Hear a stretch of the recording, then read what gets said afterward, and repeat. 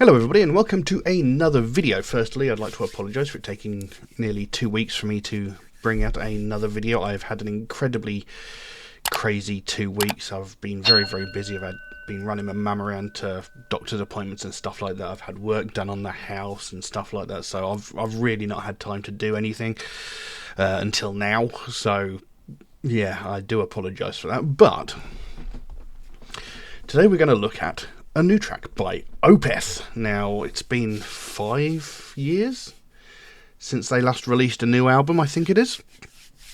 And they announced they're bringing out a new album called Last Will and Testament, which is due out on October 11th, I think, if I remember correctly. I'll confirm that, and if there's place to pre-order it, I'll put information in the description below. But anyway, they released a new track called Section 1. And when you look at the title of this track, you wouldn't think that, because it is just a weird sort of double S symbol, but that does mean section. And I actually read an article somewhere about this album, and he said he specifically called it sections rather than giving them track titles. But there was some reason for it. There was a specific reason for it, and I can't remember what it was. But from what I understood, I wish I could find the article again. I can't for the life of me find the article that I was reading.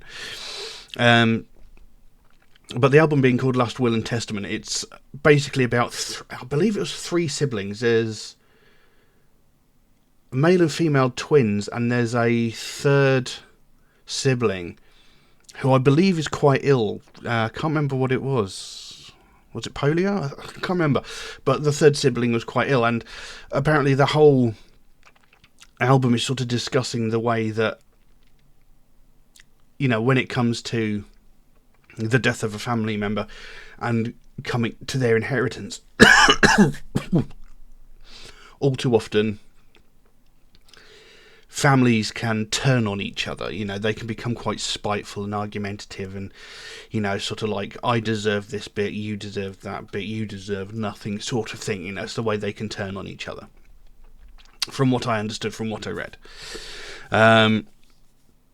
Now, Opeth is a band that I really like, or liked. Up until Watershed, their back catalogue was outstanding. I went to see them on their 20th anniversary tour when they played at the Royal Albert Hall in London. It was an amazing show, one of the best gigs I've ever been to. 3 hours of uninterrupted Opeth. And it was brilliant. But it's the 3 or 4 albums they released since Watershed where they took all the growls out of it that I sort of went off them. They've always been progressive metal, but they sort of went into this weird sort of overly technical, fret wanky kind of progressive metal, and it was just, pure clean vocals. And whilst it wasn't necessarily bad, it wasn't great. And the thing is, this was actually kind of reflected recently when Opeth played at Bloodstock Festival. I didn't go this year, but Opeth played Bloodstock this year, and their entire set list was decided by the fans. They had fans vote on what they wanted the set list to be, and there was absolutely nothing from any of their more recent albums, and there was none of their clean era of music. And Mikael Åkerfeldt actually said at one point, during the show, you haven't done anything, we haven't done anything you've liked in the last 15 years, message received. So, there's sort of, Mikael Åkerfeldt knows that people aren't necessarily enjoying the new Opeth as much as the older style. But like I said, the clean period is not necessarily bad, it's just not as good. But I still like Opeth, so I want to check out the new track, like I said, called Section 1. I have lyrics here. It is a radio edit of the song. So it's only just shy of 5 minutes. Now, anybody who knows Opeth knows that they can do long sweeping epics of up to 10 minutes or more. So I'm wondering if the album version of this song is going to be longer or different. I have got lyrics here. They come from directly underneath the video on YouTube, and there aren't actually that many lyrics, but then Opeth are quite well known for doing really long instrumental moments in their songs. So anyway, I'm just blathering on now. So I'm really curious to see what this new track is like. I'm really looking forward to it because, well, I mean, it's Opeth and it's always fun to discover something new, and there is a surprise in there for anybody who hasn't actually heard anything. I've heard there's a surprise in there. Whether that is accurate or not, it remains to be seen. So we'll jump into this track and see what we've got. So this is Section 1 by Opeth. Let's have a look.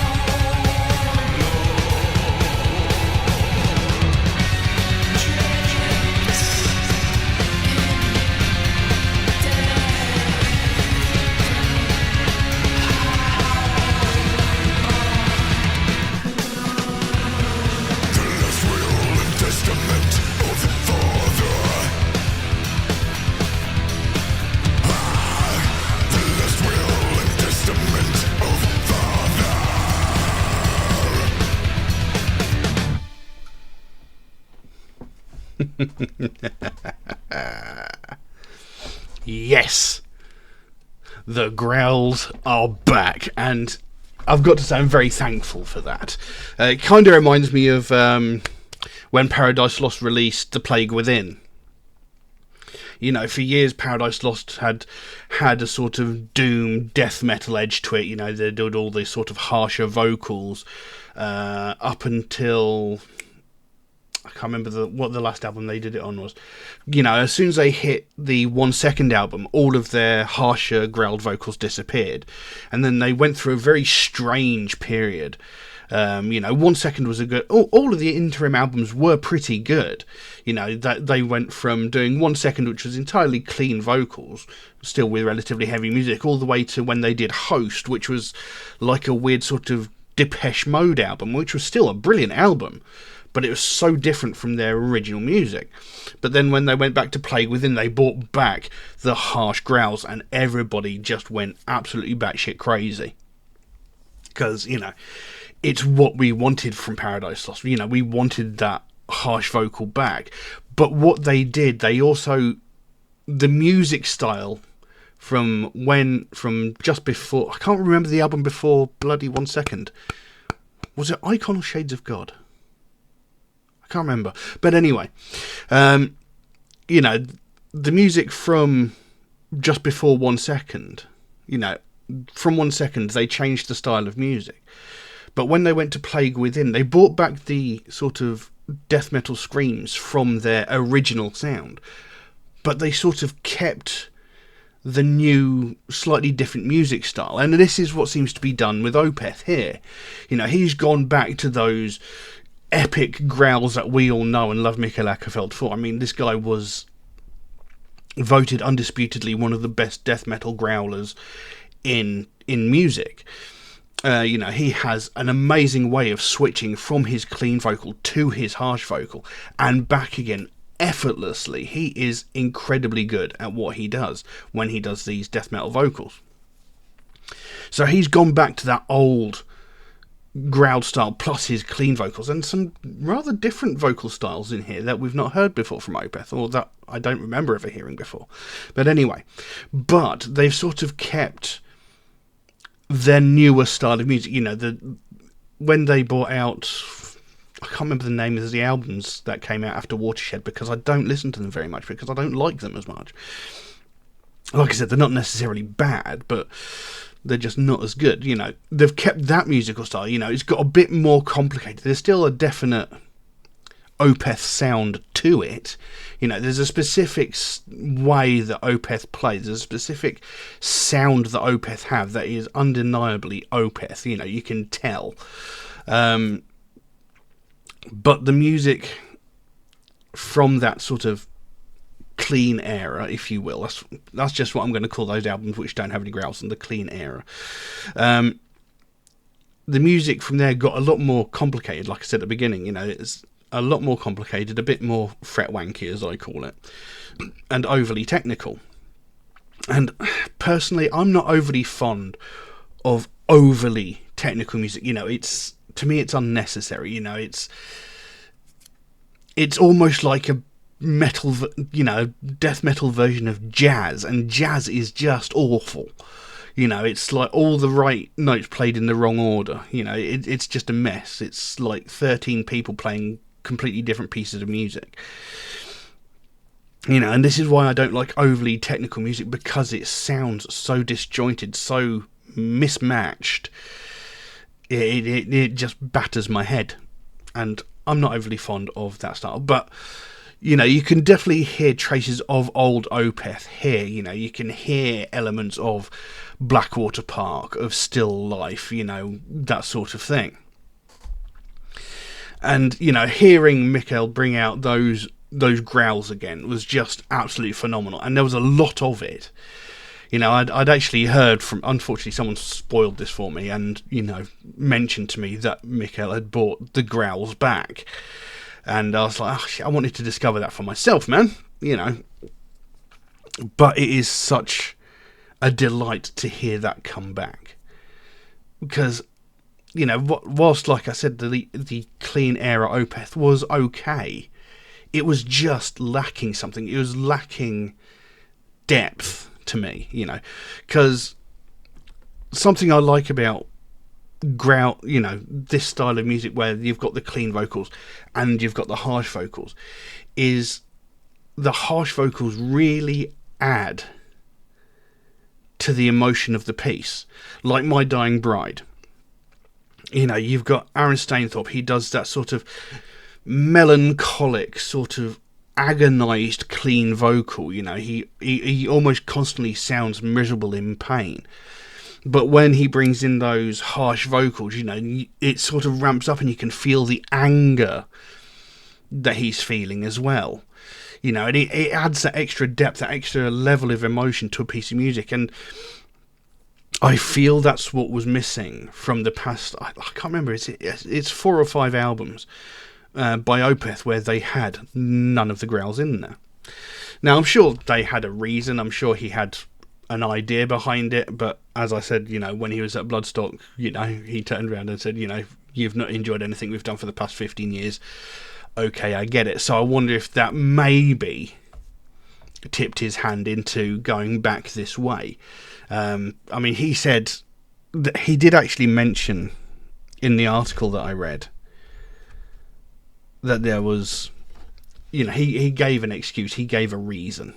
But I do wonder if maybe they're following, maybe even their album sales had somewhat flagged in their clean era, whilst people were still buying it. Maybe it wasn't to the same level as their previous offerings. I don't know. So, maybe there was a certain level of fan influence that made him bring back the harsh vocals. But anyway, that was a lot of waffling for that. Like I said at the beginning, the album is called Last Will and Testament, and it is basically a concept album about the passing of a father figure, it seems, and the ensuing arguments and in-family fighting between the siblings. Like I said, I believe it was a set of twins and a third sickly sibling. And the track list has been, I believe he said it was seven tracks, I believe he said it was, and they've all just been called Section 1, Section 2, Section 3, and that little sort of double S logo. It's I think that is used in will writing. So, Section 1, I bequeath this to whoever and whatever. Section 2, I do this, that, and the other. I believe that's how it's done. I could be mistaken, but I believe it is often used a lot in legal documentation. Anyway, so that's why he's called it the tracks, Section 1, etc. Anyway, the lyrics go. It was a lyric video, but we'll still do it anyway. It goes, draped in death, the howl of law. And then he brings in those growled vocals and repeats that line, draped in death, the howl of law. That was really good, wasn't it? Can't even get past the first line. Alas, my time is at an end. I have wallowed in self-pity, and I confess to you as part of my final plight. Here is the last will and testament of father. Hear the last will and testament of father. So that opening line, or those opening lines, should I say, seem to be a statement from the father, the dying party here, My time is at an end. I have wallowed in self-pity, and I confess to you as part of my final plight. So, come closer. I'm dying. I have wallowed in self-pity. I have felt bad for myself. I felt miserable for myself. But now I confess to you as part of my final, I've got to tell you something now. I'm dying. I know I'm going to die soon. I need to tell you something, basically. You will find a syndicate's mass in the waiting room, like spiders weave, and rumours spread fast above regal tombs, enacted grief. So, syndicate's mass in the waiting room. So, that makes me wonder if he's talking about, like, the family sort of gathering, waiting to hear, what stuff do I get? Has the old fart croaked yet? Can I have my stuff now? He said, like spiders weave and rumours spread fast above regal tombs. And the regal is in quotation marks. Enacted grief. So it's all these people just sort of gathering together going, oh, it's so very sad he's gone, he's so very... Right, when do I get my stuff? So they're pretending to be sad, they're pretending to be hurt, there's nothing like grief to bring out the greed in people. And I said this at my uncle's funeral, which was actually 2 years ago. He died exactly 2 years ago yesterday. So, and I said this when my uncle passed, because he hadn't even been dead for 2 days before family members and friends were phoning up saying, can I have his, this, that and the other? Can I have that, this and the other? He promised me I could have this. It's like, God's sake, his body's not even cold yet, and you're already gathering like vultures to get his stuff. This was supposed to be your brother or your best friend, and you've basically gone, oh yes, very sad. Anyway, when can I have XYZ? And that's what you're saying there, like spiders weave and rumours spread above regal tombs, enacted grief. So he's like, all these people sort of gathering going, oh yes, I'm very, very sad, but I'm only actually here because I want his stuff. I might not have spoken to him for the past 15, 20, 30 years, but now that he's dead and, what's he left me? There's nothing like grief to bring out the greed in other people. It's pathetic and it's disgusting. Anyway, I will here unearth the secrets I've been hiding, and guide my children through my trials. Again, my there was in quotation marks. Guide my children through my trials. So he's basically saying, I will here unearth the secrets. So on his deathbed, he's now going to reveal this apparent revelation, some secret he's been hiding. And when he says my children, are these 3 siblings that apparently this album is about actually his children, or do they come from like a sordid affair or something? I don't know. Maybe because they're not maybe because they're not actually part of his family, they don't actually get anything. I don't know. Like I said, this is section 1, so this, I'm guessing, is the opening track of the album. So this is setting up the whole story, so basically he's saying, I will here unearth the secrets I've been hiding. So I'm guessing the following 6 tracks are going to be this story that he's telling from his deathbed. Put your trust in my command. I thin the blood, I lift my hand, draped in death, the howl of law. This is the last will and testament of father. Hear the last will and testament of father. And that's it. That's it for the lyrics. So it is basically this man, this father, on his deathbed, about to regale his family, possibly, with a story which will then ensue over the next 6 or 7 tracks. And obviously there is some big secrets here. He even says, I thin the blood, I lift my hand. So I thin the blood, it's like, I'm going to tell you the truth, and it's going to make you realise that this family isn't quite what it was, or what you thought it was. Some of this family blood isn't actually family blood, maybe. I lift my hand, that's like, right, that's it, that's my final ruling, I suppose. So he's basically saying, right, now that I'm dying, I'm going to drop a revelation on your ass. So I'm really curious as to what the rest of the album is going to be like, and I really hope there are more of these growls throughout. Like I said, I think this is out on October 11th, if I remember correctly. And yes, I'm looking forward to it. I can't wait to hear this, because I have listened to every new Opeth album when it's come out, in just for the sake, because, like I said, I like Opeth. I liked their music. And the last, like I say, 4, 5 albums, however many it is, their clean era was, they haven't been bad. They've just not been noteworthy. They've not been exceptional. They've not been anything where you go, I really like this track, I really like this album. They've been sort of, So after hearing this track and hearing those death metal vocals come back in and, mixed in with the overly technical, in my opinion, music, I am curious to hear the new album. I want to know how the story plays out, because they've set it up nicely here. This is actually a nice sort of teaser for what's coming. You know, he's basically saying, I'm dying, but I've got to tell you something, and you're not going to like it. You know, so I want to know what's coming. So, yes, very interesting. But I don't know what else I can say on that. So I will leave that as it is. Now, if you enjoyed this video, if you could take a moment to like and subscribe, it would really, really help me out. You know, I've been doing this for about 6 years, and as it stands, not even 3% of people watching my videos are actually subscribed, which is a bit disheartening because I put in a lot of time and effort to make these. And I mean, I know I do sometimes take large gaps, but you know, I try and do it whenever I can.